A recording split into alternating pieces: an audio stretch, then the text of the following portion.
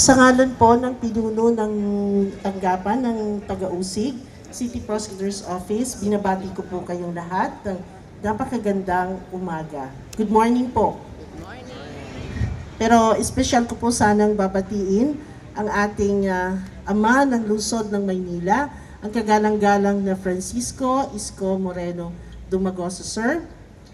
At of course po, ang ating Vice Alcalde, si kagalang-galang na Chi Atienza, 10 po ng lahat ng mga konsehal, at of course, ang lahat po ng heads of offices ng iba't ibang departamento ng lungsod ng Maynila. Nais ko po sanang ipresenta sa inyo ang bumubuo ng tanggapan ng Taga-Usig. Palakpak naman po. Maraming salamat po, Mayor, sa pagkakataong ito na kami po ang mag-lead at manguna ng ating flag raising ceremony dahilan po sa nais po naming personal na magpasalamat sa inyo at sa ating Vice Alcalde at mga konsehal sa patuloy na pagpapahalaga ninyo sa aming tanggapan. Lubos at sapat po ang suporta na binibigay ninyo sa aming tanggapan. Kaya naman po sinisikap namin na ito po ay tapatan ng maayos, ng epektibo at mabilis na serbisyo. Masaya ko pong ibabalita sa inyo, Mayor, na lumabas na po ang performance evaluation ng Department of Justice at ang City Prosecutor's Office of Manila ay binigyan ng outstanding na performance ng Department of Justice.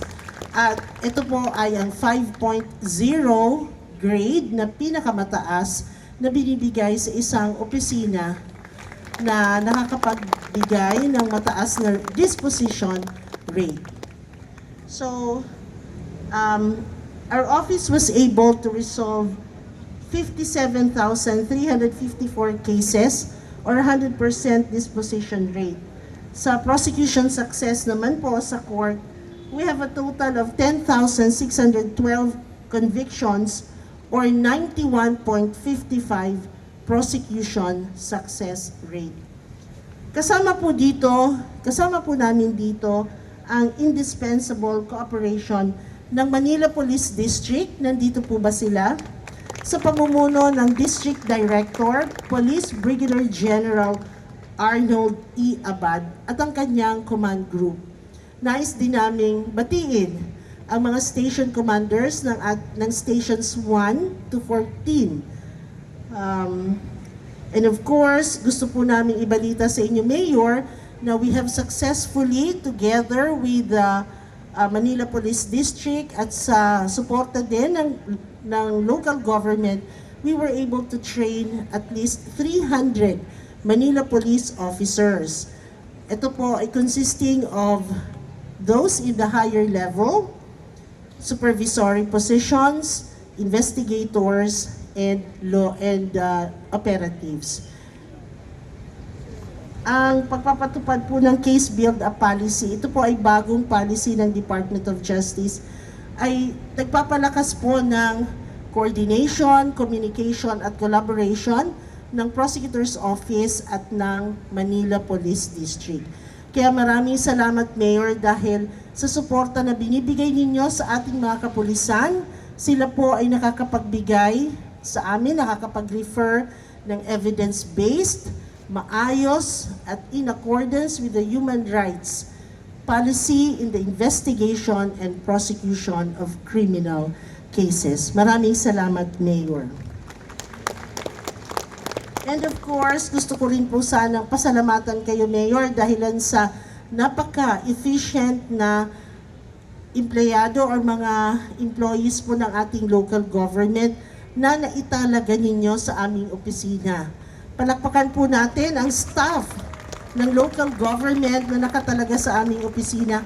Ito po ay sa pamumuno ni Miss Irene Vedal at Miss Lilibet Perez. Maraming salamat po. Hindi po namin ma-attain ang 100% disposition rate kung wala po sila. Napakahalaga po nila sa amin. At gusto rin namin iulat sa inyo, Mayor, na Ginawaran din po ng Department of Justice ng Certificate of Recognition ang City Prosecutor's Office of Manila being compliant with the requirements of the Anti-Red Tape Act. Maraming salamat po. Ilan lamang po ito sa mga hakbang na patuloy na pinapatupad ni City Prosecutor Jovan Lim upang maging maayos po ang aming serbisyo sa lungsod ng Maynila. Makakaasa po kayo, Mayor, na patuloy naming iigtingin ang aming maayos na serbisyo para naman po matapatan namin ang full support na binibigay ninyo sa aming tanggapan. Maraming salamat po. And of course, dumating na po tayo sa bahagi na inaabangan natin. Meron po bang announcement ang ating Mayor?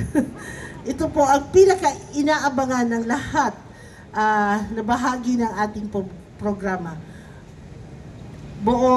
I'm very proud to present and introduce ang ama ng lungsod ng Maynila, ang kagalang-galang na Mayor Francisco Isko Moreno Dumagoso. Sir?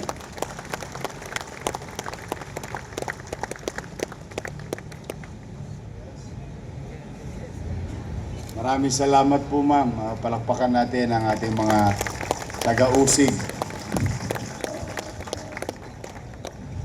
Pumanatag kayo hanggat maaari. Patuloy na kikilalanin ng lungsod ng Maynila at ng Manila Police District ang kakayanan, galing at trabaho ng ating City Prosecutor's Office by sending you all those suspected criminals to be prosecuted properly because we believe in you. Palakpakan po natin.